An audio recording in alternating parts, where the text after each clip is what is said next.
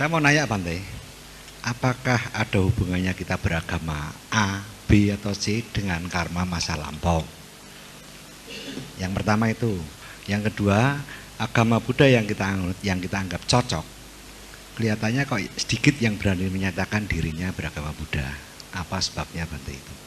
Terima kasih. Baik, apakah ada hubungannya kita mengikuti agama dengan satu karma?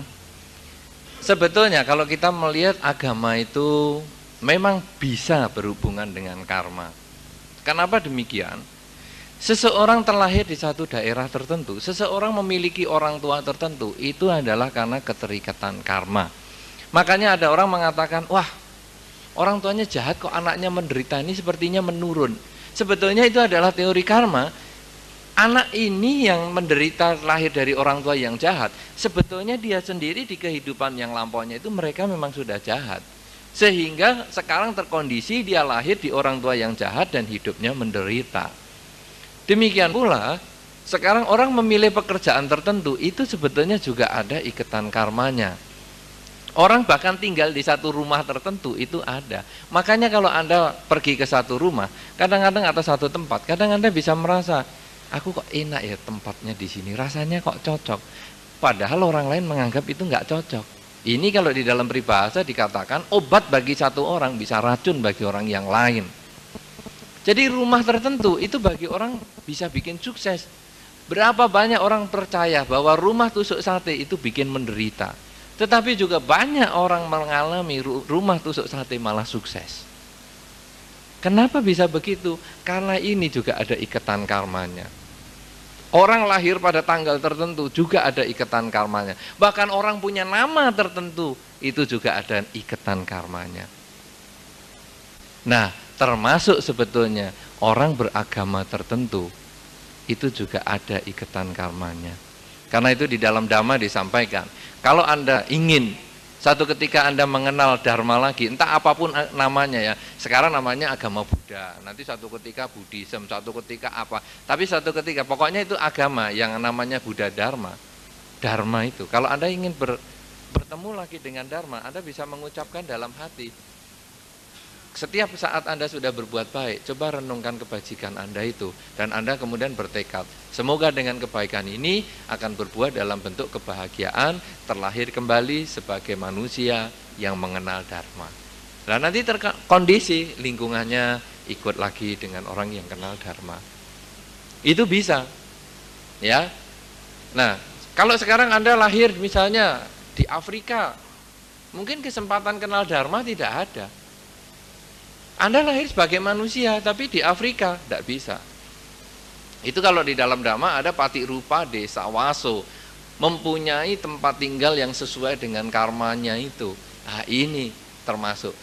Kita cenderung kenal agama, sebagian besar adalah karena pengaruh lingkungan atau orang tua. Nah jadi Anda punya orang tua yang beragama tertentu, sehingga Anda mengikuti agama orang tua, ini juga karena pengaruh karma. Ya, itu. Kemudian yang kedua tadi pertanyaan tentang apa tadi ya? Apa itu? Mengaku agama Buddha. Oh, kenapa kok sedikit itu ya? Oh, ya artinya kok sedikit toh tadi. Kenapa enggak banyak yang mengakui beragama Buddha ya? Ya itu Anda konsep Indonesia. Kalau Anda ke negara Buddhis, ya malah banyak yang tidak mengakui kalau dia beragama lain. Ya. Jadi itu sebetulnya hanya bagian dari kebudayaan saja. Dulu di masa tertentu, orang pakai seragam partai tertentu itu senang sekali. Saya pegawai negeri pakai seragamnya. Pas partainya berubah, pakai seragam itu, disimpan di dalam tas dulu, sampai kantor baru dipakai lagi. Itu sebetulnya hanya karena lingkungan.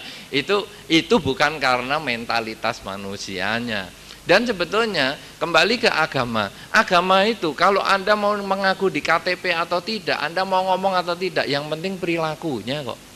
Kalau Anda sekarang ngaku agama Buddha, teriak-teriak agama Buddha, tempelkan semua stiker agama Buddha di mobil Anda, di rumah Anda, tapi kelakuan Anda jelek, sebetulnya Anda malah memalukan agama Buddha. Jadi kalau Anda tidak mengaku agama Buddha dan perilakunya jelek, sebetulnya bagi agama Buddha juga lebih menguntungkan. Iya toh, daripada mengaku tapi kelakuannya jelek. Tapi kalau sudah baik, walaupun tidak mengaku ya tidak apa-apa. Karena agama Buddha kan bukan disensus harus banyak-banyakan. Enggak lah, itu bukan sesuatu yang jadi tujuan kita. Tujuan kita adalah kita menjadi orang yang lebih baik dan tambah baik dan tambah baik. Jangan seperti sapi, itu kalau makhluknya. Tapi kalau bendanya itu disebut seperti sendok. Jadi sendok itu walaupun dicelup di dalam sambal 1 hari 1 malam, sendok itu enggak kerasa pedes. Ada orang kenal agama Buddha, kumpul sama biku, tinggal di wihara, kelakuannya tetap jelek, terus itu seperti sendok. Cobalah seperti lidah, sedikit ketempelan sambal aja sudah, wah menggeh-menggeh. Nah itu dia. Jadi kita sebentar saja kenal Dhamma, sudah bisa berubah cara berpikir kita. Itu sebetulnya yang paling penting. Jadi bukan tradisinya. Ya, gitu. Namanya. Karena seseorang mempunyai pandangan seperti itu adalah hak dia. Kita berusaha memberikan pengertian. Ibaratnya seperti gelas, kita isi air. Tapi kalau gelas ini terbuka, memang gampang diisi air. Cuman kalau gelasnya tertutup, diisi air apapun juga, dia tidak akan ada yang masuk. Walaupun ditetesi semalam suntuk, tidak bisa masuk. Orang kalau sedang di dalam masa yang belum waktunya, atau katakanlah kadang-kadang belum tepat sekali kita ngasih taunya, itu tidak akan pernah bisa. Ya, sama dengan kita punya anak toh. Anak itu kadang dinasehati juga tetap ngengkel. Tapi nanti ada masa tertentu dia itu bisa menjadi baik.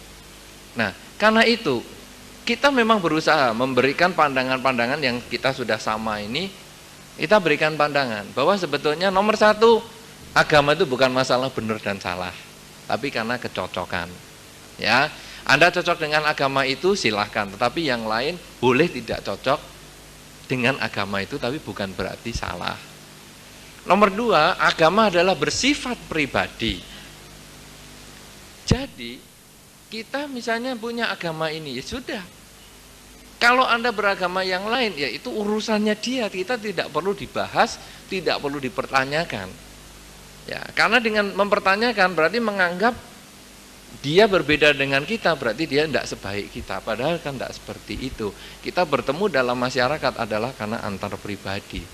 Yang ketiga, kalau kita sudah melihat ada orang sejelek itu, maka selain kita memberikan pandangan-pandangan kepada masyarakat, kita juga harus bersikap menghindari perilaku yang jelek itu juga. Kenapa? Kadang-kadang secara tidak sadar kita sendiri kadang terjebak pada perilaku yang sama. Kadang dengan kita punya pandangan, kamu cara berpikirnya salah, sebetulnya kita sendiri sudah menganggap bahwa kita yang paling benar. Ini sangat berbahaya, karena kita juga harus hati-hati juga di dalam hal ini, supaya kita nanti tidak menjadi salah, ikut-ikutan salah. Jadi kalau dalam bahasa Jawa itu sangat tepat sekali, sengit dulit. Ya ada loh istilah sengit dulit. Kita makin benci malah jadi seperti itu loh. Ya, nah jadi kita memang akan sering ketemu, tetapi paling tidak memperbaiki masyarakat adalah dimulai dengan diri kita sendiri. Kalau sekian orang ini punya pikiran bahwa agama adalah untuk hidup, bukan hidup untuk agama, paling tidak di Solo dan sekitarnya ada sekian orang yang baik. Kan ini adalah salah satu motivasi kita. Masalah dia belum bisa baik atau tidak, itu nanti berproses waktunya. Kita sendiri saja loh. Kadang-kadang kalau kita punya kenakalan, sudah digebuki sama orang tua, ya tidak berubah kok. Nanti kadang-kadang ada waktunya, kita juga berubah. Ibaratnya orang hamil, 9 bulan dia baru lahir. 3 bulan suruh lahir, berantakan jadinya. Ya, karena itu ya kita sabar-sabarlah untuk tunggu waktu kadang-kadang. Kita terus mengisi kegiatan di dalam masyarakat, kita terus mengisi forum-forum pertemuan antar umat beragama, tetapi juga sambil bersabar. Karena kalau kita ngotot, nanti kita sama dengan yang kita ngototi itu. Ya, gitu Pak. Terima kasih Pak. Wah, bagus sekali masukannya.